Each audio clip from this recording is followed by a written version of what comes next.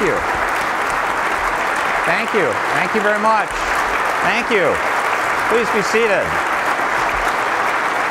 Thank you. This is great. Thanks. Grab a seat. Let's go. Thank you. Well, thank you, Dan, and thank you for the wonderful, warm welcome. It is great to be with you because it is talking about the reinvention of Michigan. There's a surprise. I'm going to talk about the reinvention of Michigan. And as you recall, it's more and better jobs and a future for our kids. But I'm not going to talk about a couple things. I'm not going to talk about any of those statistics because I think you know them. I'm also not going to look in the rearview mirror at all because this is a policy conference about moving forward. So this isn't about talking about what we've already done or successes. Let's talk about where we're going. And I love the themes of this conference. Innovation, collaboration, 21st century, global economy. So that's what I'm going to talk about. Now to start with, innovation. Now I'm going to focus on one aspect of innovation, and that's innovation in the public sector. Now how's that for a unique idea?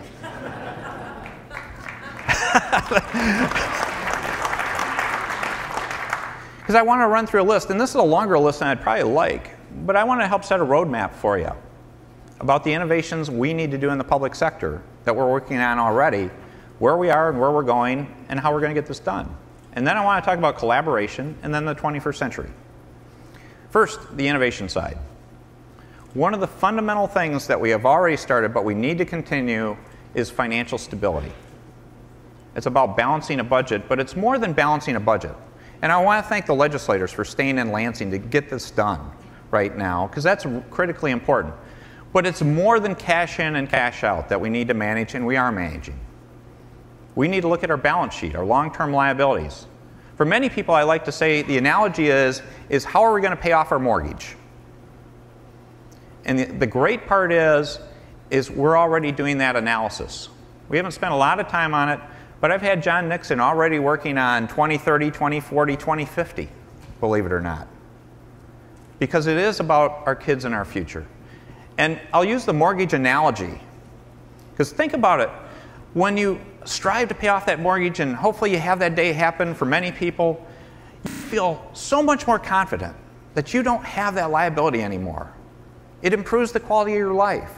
And the other part is all those mortgage payments now could be used to either reduce taxes or provide those services that we always talk about wanting to do.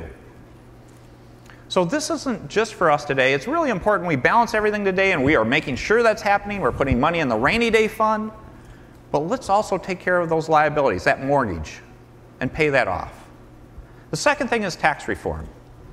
We made massive tax reform. The MBT, the wicked witch, is dead.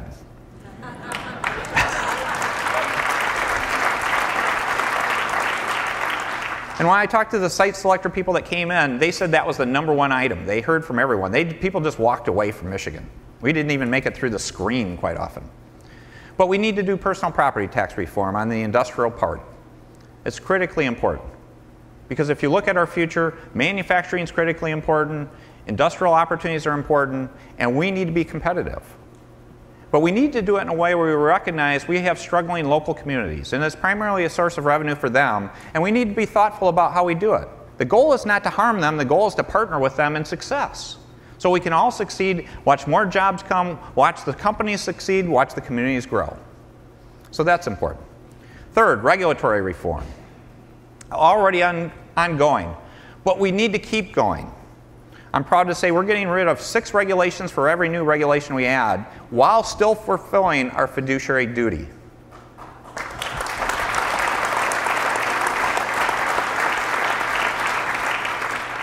Now let me keep going. Education.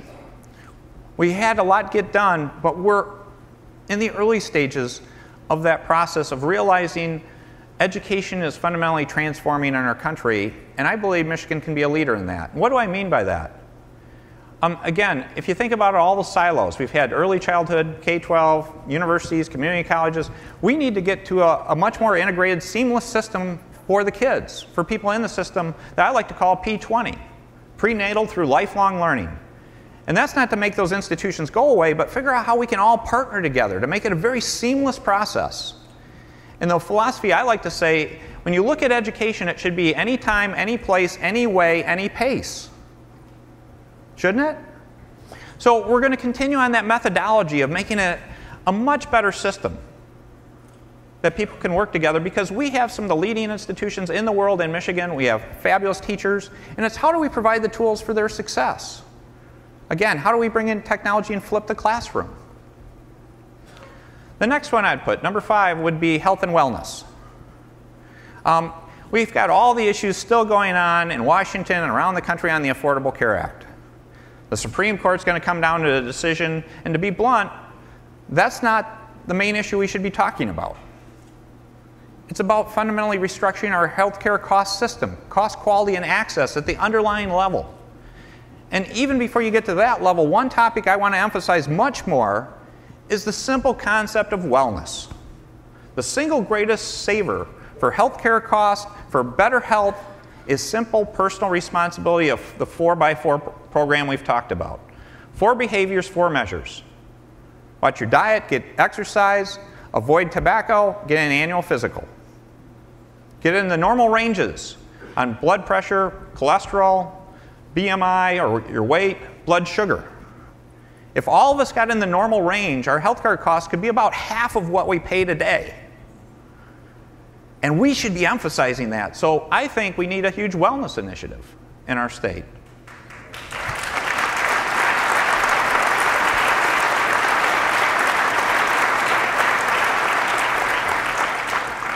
Number 6, infrastructure.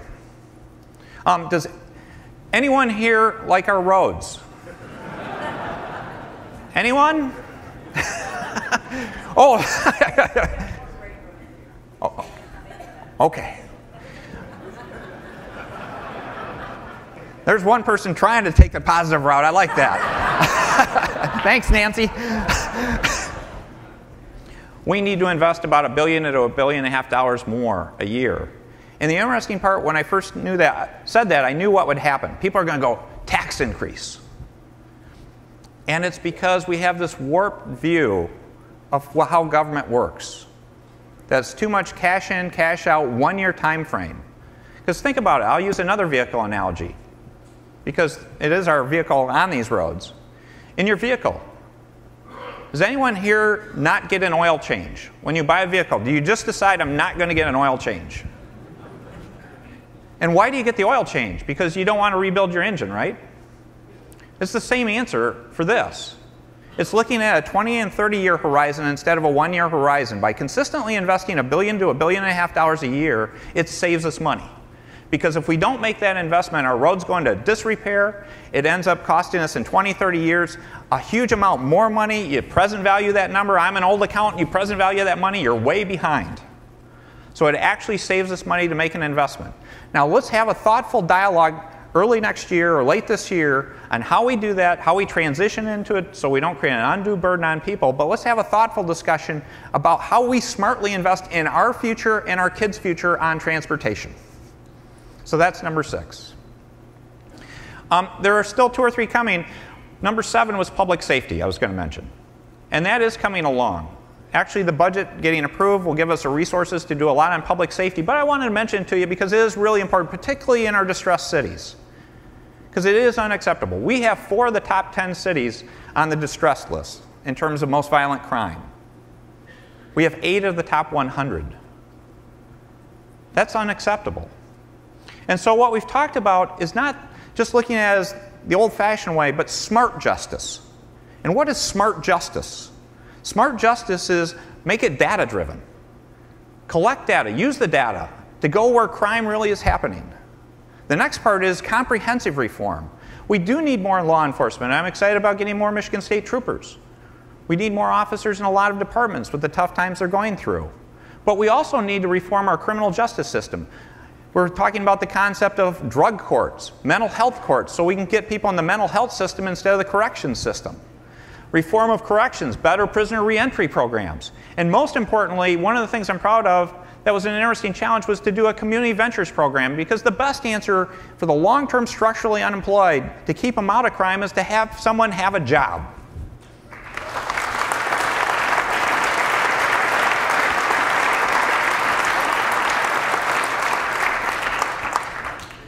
Now, one still to come that is coming is the energy and environment. And what I'm going to say on that is that's a fall message, but what we're lacking is we don't have a comprehensive strategy on our energy policy. I saw Bill Ford had some great comments about improving our grid, a smarter grid. That's critically important and will be part of that. But we also need to integrate that with a comprehensive strategy on the environment, about our lands and lakes. Just to give you one illustration, the state of Michigan owns over 4 million acres of land. And beyond that, I can tell you we own 4 million acres of land. That's not a good answer. We should have a strategy as to why we own 4 million acres of land, what it means, where it's going, and why. Right? So that's something we need to keep focused on if you look at it. Now, to keep going on the list, there's a couple going on now that I talked about in the state of the state. They haven't gotten a lot of attention. One hasn't, but it's really important, is good government. And what do I mean by good government? One of the great things that I found when I went to work in state government is we got a lot of great people working in state government. But to be open with you, I don't think there's been great management of state government for a long, long time. And that's not a criticism because people didn't have the background. And as you know, I clearly wasn't a politician. I was a manager. And we want to bring those practices because the goal is to empower state employees. Because in many cases, the customers, you are victims of bureaucracy too often. But think about who's the biggest victim of bureaucracy. It's the people caught in the system, working in the system day in, day out, because they would bring up good ideas when they first took that job, when they were all fired up, and nobody listened. Nobody took their good ideas. Or if they worked extra hard, nobody recognized that fact. And after a while, you go through that long enough, you just give up. And that's not right.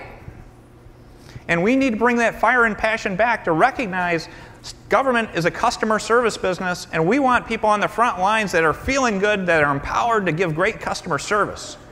And so I'm proud to say the Lieutenant Governor is taking the lead on that. We're kicking that off. We're getting some good support. We're working with the unions. We're working with our employees.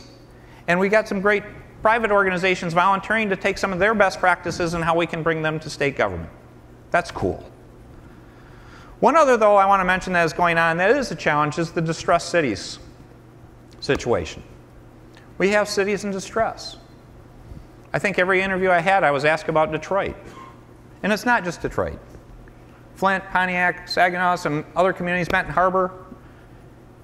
And the real thing there is we need to turn that around.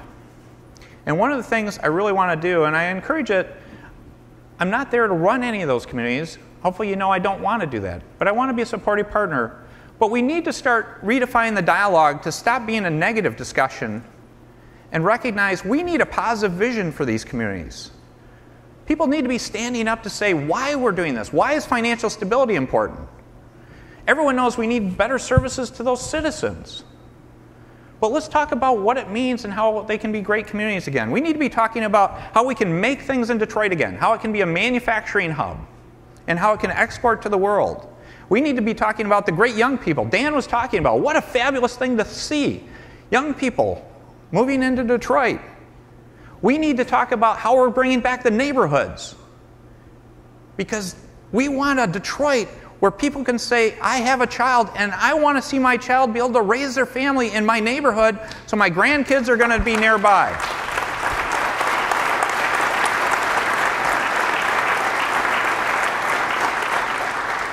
And I'll come back to this. We need a global Detroit with an image that we're proud of. So when you get on that airplane and you get off that airplane or you meet somebody on the plane and they ask where you're from, you don't say, oh, I'm in this suburb or I'm in somewhere in Michigan. You're actually proud to say, I live in Detroit, whether you live in Detroit or not.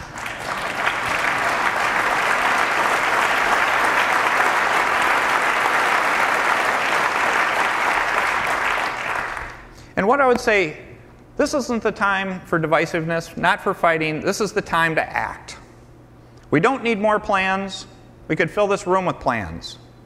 I found a plan back in 1973 that sounded like 2012. It's time to do something. And let's do it in partnership and get it done. And let's look at all the issues. One of the issues, just to give you one illustration of things we don't talk about, is even the question of auto insurance.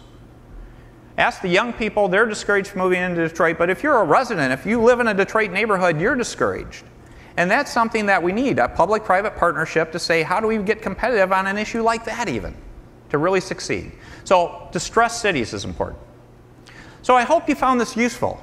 It's quite a list, but you know me, I like to put things on lists and go after them. But I wanted to set the stage to say, this is the innovation piece of the public sector that we need to focus on. Now let me talk about collaboration, because I want to bring you into this discussion even more. I'm only going to do 3 key areas on collaboration. A couple I mentioned in my opening remarks that I hope you already signed up for. One is signing up for Pure Michigan Business Connect. And what's the concept there? Again, the role of government isn't to solve every problem, but we can be a clearinghouse coordinating role to say, don't we have great neighbors and other businesses in our state that we could either buy from or sell to? And aren't we going to get better quality if you work with people that are in your own community, that are surrounding you, that you know their culture, you know their skill sets, you can reference them all you want. You don't need to give them a special deal because you're going to get better product at a better price by working with people that you already know. This program's already working. I want to compliment both DTE and Consumers Energy in particular. They've already done $300 million of business this way when they talked about doing 100. But let's build on this program because it's not just Pure Michigan Business Connect. That's the starting point. But what we need to do, and I need the business community to take leadership on this, is that's the development of the supply chain network. One of the great powers that we have that we underutilize because we don't think in a strategic enough sense is to say, let's map out our supply chain. And I think Bill was talking about the same thing, about urban mobility, about leveraging not just, let's leverage the automotive supply chain, but now let's overlay the technology supply chain and then integrate those supply chains. And let's think about life in that context. And there's great commercial opportunity there. So you don't need government, you can make money and employ lots of people. We just need to do it together. The second one is Pure Michigan Talent Connect. Again, when I talk to Michigan businesses, if I ask this group, would talent, either skilled tradespeople or engineers or programmers or something, be one of the top 3 things on your list? How many people would have that in one of the top 3 things of concern for the growth of your business? It's a huge deal. And so that transitions to the other collaboration I want to talk to is sign up for Pure Michigan Talent Connect, mitalent.org. But mitalent.org illustrates my third point.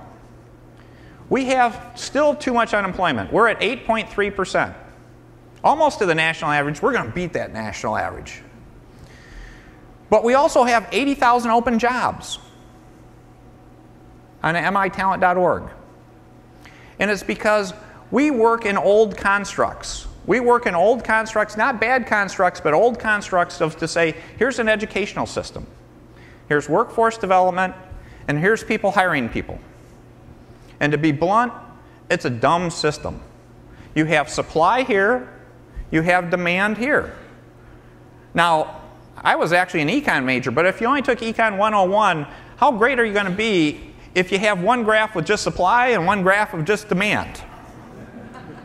It's not very bright.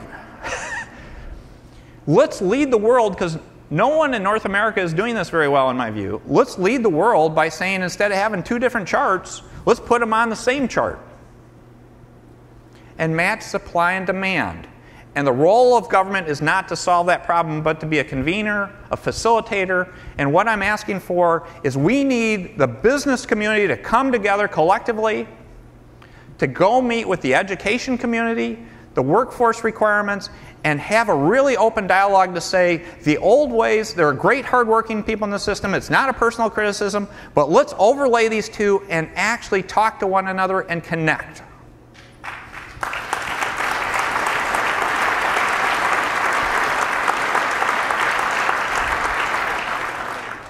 Because one of the goals we need to get to is a term we don't use enough. We hear college ready all the time, and God knows we want more kids to go to college.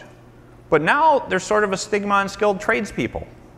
And actually it's discouraging people from looking at it. And I can tell you, if I go to these companies again, they'll tell you, well, I need one engineer, but I also need one skilled tradesperson, and if I don't have one or the other, it doesn't help. So we need to create an environment where we start talking about career ready. The right term that really matters of someone getting an education, a background. Again, personal enrichment should always be there. Personal choice should always be there. But we need the concept of career ready to get out there. And really say, isn't that what we need to achieve? And support people in doing that. And that's where I'm asking for your help. That's the collaboration we need. Now, let me go to the 21st century economy. Two things there I want to mention. One is the concept of made in Michigan. Michigan's future is going to be about making things. And if you look at the global economy, I believe, I mentioned this before, is there's going to be one spot that's going to be the standout place in each continent that's going to be the place that's going to make stuff in each continent. And you're going to have global organizations saying, when I go to a different continent, I'm going to go to the place that's the best at making something. Now in Europe, the leader probably is Germany. In North America, it's a wide open jump ball. We've got all the tools to be that leader. And so it's really saying we're going to define ourselves as made in Michigan. And when I say made in Michigan, it can be growing stuff. We've got a great agricultural community. We don't acknowledge how great they are. They're part of it. It's manufacturing things. It's making other things and exporting it to North America and the world. And that's the message we need to take out. And we should be darn proud of it. The second thing I want to do is talk about the thing I mentioned briefly before, about the bragging and talking about Michigan. We need help on our message. We are too humble. And this isn't about being arrogant or talking about things. But again, as I said before, is someone on the East Coast or West Coast going to talk about how great Michigan is? We're doing well enough now. When we met with the site selectors, the feedback we were getting is, before Michigan didn't show up, other states didn't care. Now they're actually saying bad things about us. They're talking about how we're all messed up. I view that as good progress.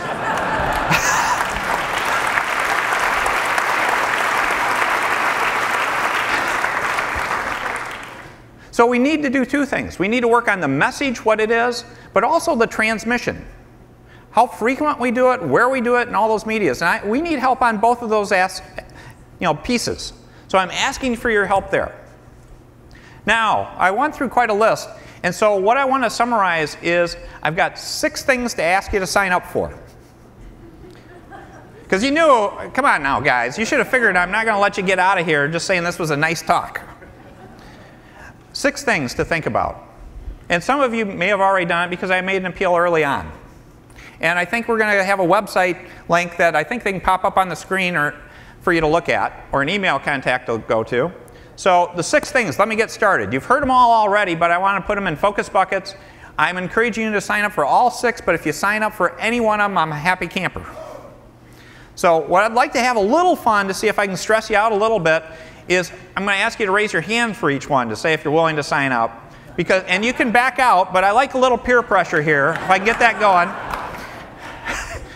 Number 1 on the list, who's willing to sign up for Pure Michigan Business Connect? Okay, that's great. How about Pure Michigan Talent Connect? Very good.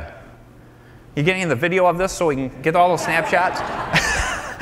No, just kidding. The third one, though, is something I mentioned that's very personal, but hopefully it's touched your heart, is the issue about helping with hiring of veterans. Great, thank you. No, that deserves a...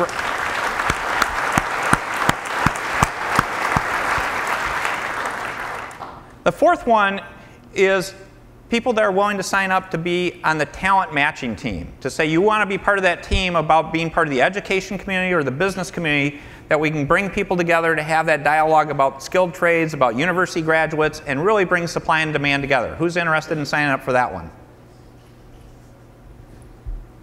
That would be great. Who's interested in the Michigan message team in terms of helping our communication message? Oh, this is great. I like this. This is working pretty well. And the last one is, and this could be the toughest one, but I appreciate it. It was great. I met someone that came up to me and said, how can our organization help Detroit? How can we invest in improving something? And so the last team I have is the Distressed Cities team, to say, Who could be interested in helping talk about, if we create the right environment, you'd be interested in investing in our distressed cities? How many people would sign up for that? Awesome. Well, I really appreciate that. Before I close, though, and I've gone long, and normally I'm a shorter end person in terms of talking, because I usually love questions the best. I wanted to go back to the beginning, though, because I talked about reinventing Michigan. And I wanted to come back to that because when I talk about reinventing Michigan, that's not the real goal. That's the mechanism we're using, because it's about change. And you don't change things just for the sake of change. That doesn't make sense. But what is the vision, the long-term vision for Michigan? It's about Michigan 3.0. It's about the next era in Michigan, the era of innovation. We had the natural resources era in the 1800s. We had the industrial era in the 1900s. We led the world in both eras. It's time to do it again. It's time for the era of innovation, for Michigan 3.0. And what does that look like? In a quick snapshot, it is where Made in Michigan is something that's special around the globe. That when you hear those words, you think about the highest quality product. You think about the best value product. You think about the most talented people building that product. That's exciting. Then you think about quality of life. That there's a place to live. That our children want to stay in. That they have the opportunity to stay in.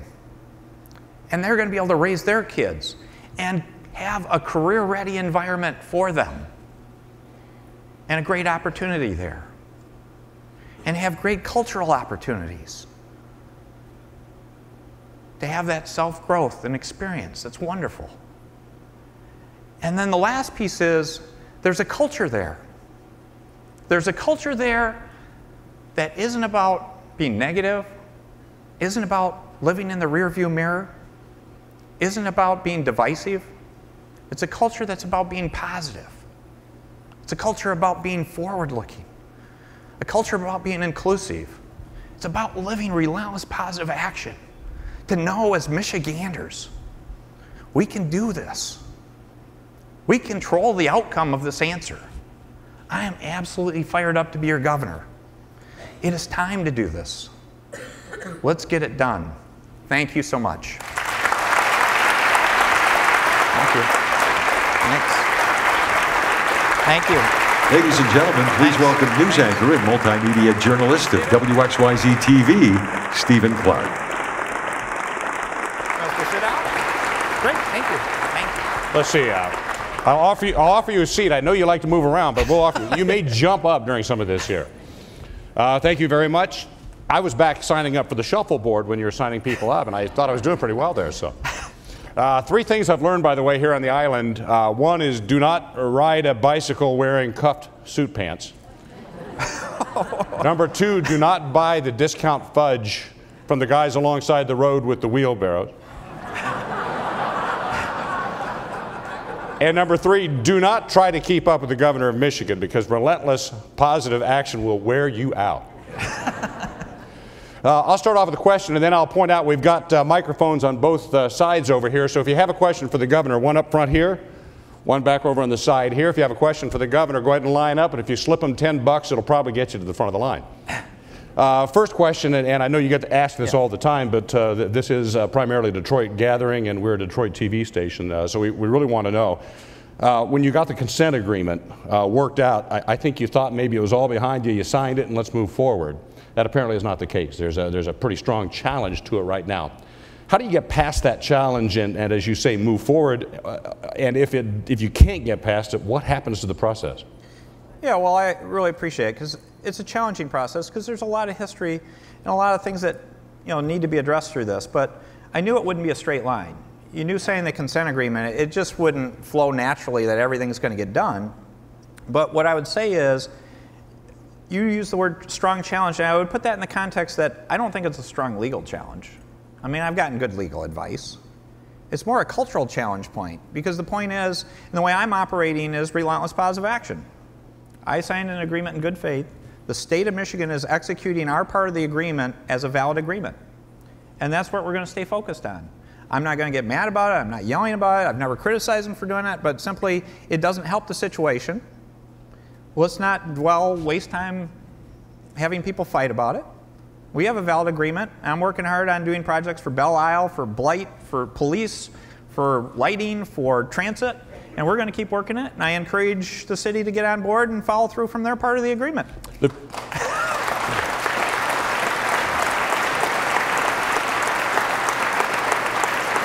Now, the people challenging the agreement also believe they've got good legal advice. So what happens if it does, and I know you don't want to look back, what happens if it gets derailed? What's the next step for you? What's the next step for Detroit? Yeah, because again, step back and say, should a legal case derail something where people want to work together to make Detroit a great city again? We need to get to financial stability. My challenge here is every day that goes by, the situation is getting worse. And if you look at the crime statistics, the Reverend Winan situation, I mean, that's happening to people every day. That's not acceptable. We need a better answer. And so my focus is one way or another, we have to stop bogging down with objections and talk about what we're doing to take better care, better services for the citizens of Detroit. And Stephen, we could go around and around, but I can tell you, one way or another, you're going to see a really relentless governor saying they deserve better. I want to be a partner in doing that. We're going to do our part, and I believe that's what the citizens want, and I believe everybody in this room would like to be part of that solution. Yep.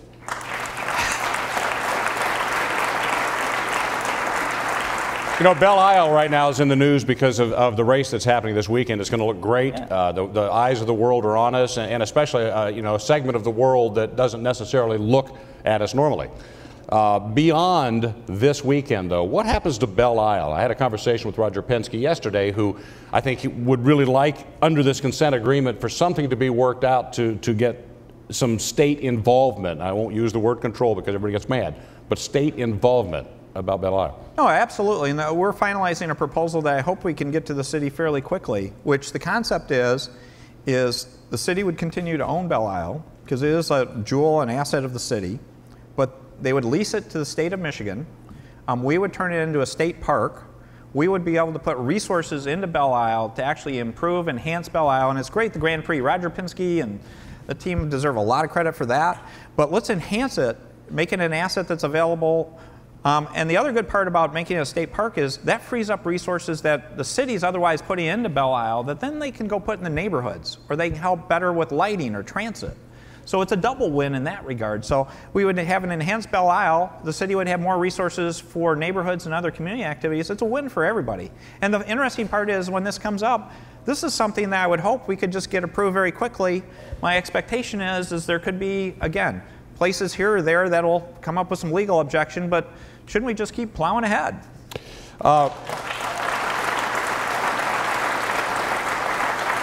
Roger Penske suggested that in order to make Belle Isle work, there maybe have to be an admission to get onto the island, just because it's just needs a lot of care, and the people who use it now don't tend to take care of it. It gets to be pretty messed up pretty fast. So that question, would you favor, you know, making this an admission kind of park? And also, would it be a park devoid of development, or would you welcome private enterprise in there putting a hotel or shopping or a mall or something? Yeah, what I'd say is we're still finalizing the proposal, but if it's a state park, it's part of the passport program for Michigan citizens. And I encourage you all to sign up for the passport program, which basically you get your license tab. You can go to any Michigan state park as often as you want.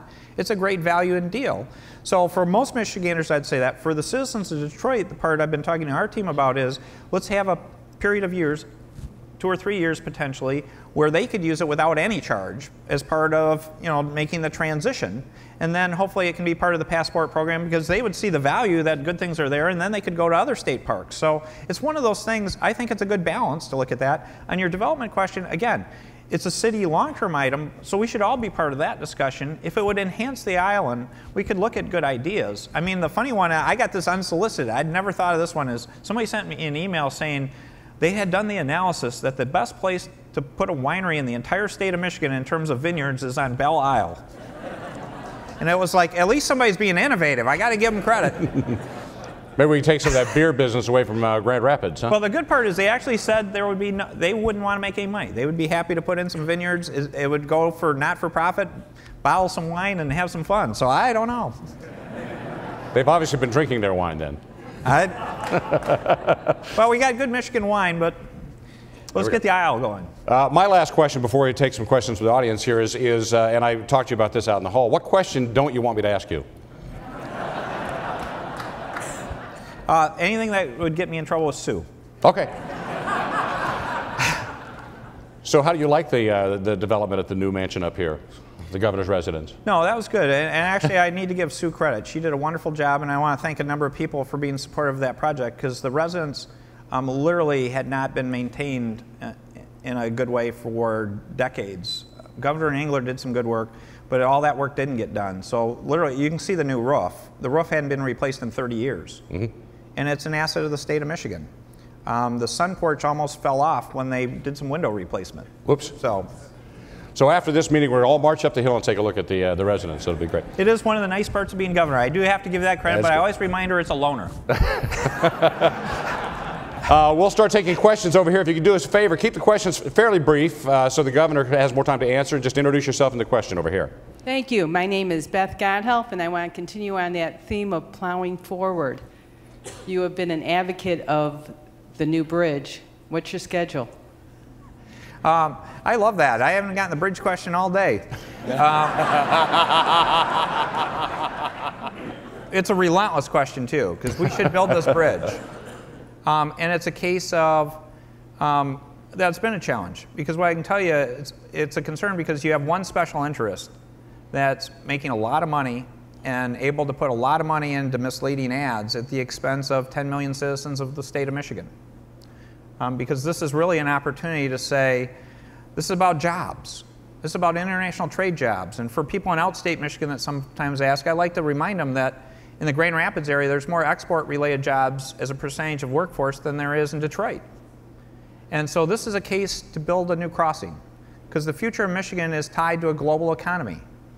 And what an opportunity that the government of Canada, in partnership, is willing to advance the funds to do this that would be repaid out of tolls, so no financial obligation to the citizens of Michigan, that then we could structure as much as possible to get federal matching funds to do road projects in the state of Michigan, easing some of our budget challenges. This is a no-brainer. I'm a CPA, I crunch the numbers, we should just build this bridge, and I'd appreciate your support.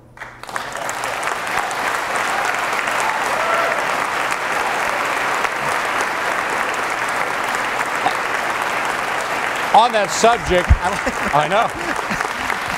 On that subject, you're into collaboration, but is there a way that you can just unilaterally make this bridge get built? Well, there's two ends to the bridge. The Canadians have a fair amount of say in this well, bridge. they want the bridge, so I don't think you got a problem there. No, but it's about building a partnership relationship, and I always want to thank the government of Canada, the Canadian people, because again, if you look at the cultural ties, Michigan, Canada, and Ontario, we're all partners in this. So I think that's a case where we're going to continue working ahead. I'm going to have continuing dialogue with legislators, but I believe you're going to see progress on the bridge hopefully soon. Okay, you don't have a problem at that end of the bridge. It's this end of the bridge is where the problem's coming up. Question over here, right in the middle. Thanks. Governor, this is about accelerating entrepreneurship in Michigan, which I know is a high priority of yours. In 2005, you gave a terrific presentation to the 25 Michigan Works directors. And during your presentation, when you were helping them see the future of what that network could be in workforce development, you said, well, you know, you help lots of folks find their next job, but what about the leaders of emerging businesses, growing businesses, who need to hire the next level of leadership? And you called it C-blank-O leadership, CEO, CFO, CIO, et cetera. And you said, nobody's doing that. These small companies can't afford to hire a headhunter, and the Michigan Works agencies are all over the state. They have all kinds of connections. They could be playing in that niche and could help accelerate the successful growth of emerging businesses in Michigan. Is that still on your agenda? It doesn't seem to have connected yet with the Michigan Works agencies. Yeah, absolutely, Jeff. I appreciate the question, because that is something that I started working on, as you know, back in 2005 or so. And I'm happy to say not precisely that one, because the Michigan Works didn't get enough support from other parts of government to move forward with that. So a variation did happen, and it's called Shifting Gears. And it started in Ann Arbor Spark, but it's now statewide. They've done at least 8 different classes. And I really encourage you, this is a case where some great people came together and built this program. And what Shifting Gears does is take people that, in many cases out of auto, but they were successful people that had been left the company one way or another, or these companies one way or another, and they were successful executives or leaders. One I mentored in person. I mentored one of the people in the first class, and he'd been running $200 and $300 million manufacturing operations. He had every credential known to man in manufacturing and quality. And the best part of the story is, and I'll share this with you briefly, because the issue was not about his skills, but making the cultural adjustment to work in a young company, a small company, because it's daunting to go either way if you don't have some help in making that transition. So the first time he came in, he had a suit on, he sat on the edge of his chair just like this, and he said, "I am highly confident I can be successful in a young entrepreneurial company." And it's just a fabulous guy. And so we went through the program, and he came back in. And I met with him, and I said, "How'd the program go?" And he looked at me, he had this kind of attire on, but he looked at me and he goes, "Hey, it's just going great. I'm so excited." He goes, "My company had bigger issues. I lost 1/3 of my severance." He's smiling while he's saying this. "I lost 1/3 of my severance. I'm excited about what I'm doing." You know, and the difference was he had that reinforcement to now have that confidence because he had all the skills. And this program's now run 8 times. And we need to expand it to do more of the C blank piece and get Michigan Works more involved. Well, that was the follow-up question. Do you still imagine a role for the Michigan Works agencies, and do you have an idea about what that might be? Yeah, again, that's that whole connection of the talent demand matching and stuff. And if it's okay, I'll share one other story. Hopefully Stephen will give me some editorial license here. It's fine. Because I want to go to a skilled trade example. I shared it with some press people, and I've talked about it a little bit before. Is I was up in Cadillac recently, and the Cadillac people took me to the vocational education program. And they took me to the welding program because I've talked about welders all across Michigan. If you can get a job in Michigan in about 20 minutes in any corner of Michigan if you're a welder. And they wanted me to see, they had high school kids teaching 6th grade girls about welding. And I go in this facility, absolutely fabulous. And I walk in, and the girls literally had the big gloves on, they had the masks down, and they were showing them how to weld little Michigans to take home to their parents to show them how they could weld, which I thought was incredible. But then they lifted their mask, and I go up to them and I said, "How do you like this?" And they go, "Oh, we want to be welders." And the great part is 6th grade, you know, next week it could be something else, but to see they got this exposure and this excitement, and every person coming out of that program is being hired by alumni that had already come out of that program, and a lot of these jobs, the salary ranges were great. I mean, I was hearing $40,000 to over $100,000 for people with a couple years experience out of programs like that. What a great career. And expose it to, you know, 6th grade girls. So that's the kind of thing. We're right on board with getting more people involved. And it just occurred to me how you're getting that bridge built. You're building an army of welders. It'd be great. Ooh, simple. I'm told it's time to wrap up our remarks, so I do apologize. We had a few people waiting for questions here, but I will give you a last word here. So if you do have a pointed question for them, or you would like to hear something else, you are the governor. No, I just really appreciate it. This conference last year was a great success. I hope you feel the same way this year, because this is not about a nice meeting. This is about people coming together to say, we have a unique opportunity in time. And let's seize that opportunity in a positive, constructive way to reinvent our state. Hopefully you can see the passion and fire that I have. I can see it in your faces. We need to pass that word. So I encourage you to take word back to everyone you know to say this was not a nice meeting. This was about relentless positive action, reinventing our state, and let's just go. It'd be fun. Thank you. Thank you. Thank you. It's great, Steve. Ladies and gentlemen, please welcome the President and Chief Executive Officer of the Detroit Regional Chamber, Sandy K. Barua.